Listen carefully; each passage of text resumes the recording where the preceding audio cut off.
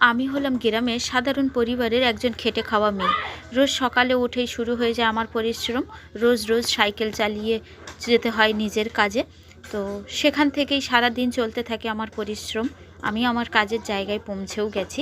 আর এই যে আস্তে আস্তে ভেতরে প্রবেশ করছি, এখানে সকাল সকাল এসে ঝাড় দিয়ে, জল দিয়ে, ধূপ দিয়ে আমার ঈশ্বরের কাছে একটাই প্রার্থনা থাকে, যেন আমার দিনটা ভালো যায়।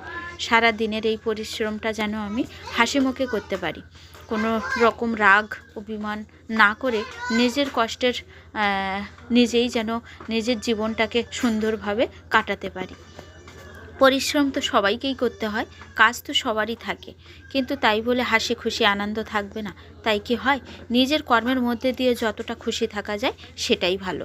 এই যে সকাল সকাল বসে গেলাম কাজে, তারপর চালতে থাকলাম মেশিন।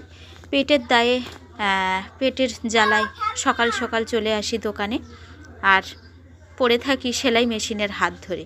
কি করব বলো, গরিবের জীবন তো এমনই হয়, কিছু না কিছু করলে তো জীবন চলে না, তাই না? সংসারের হাল ধরতে, একটুখানি সংসারের দিকে সাহায্যের হাত বাড়িয়ে দিতে প্রত্যেক মেয়েরই মনে হয় এমনই করাটাই সব থেকে বেশি উচিত।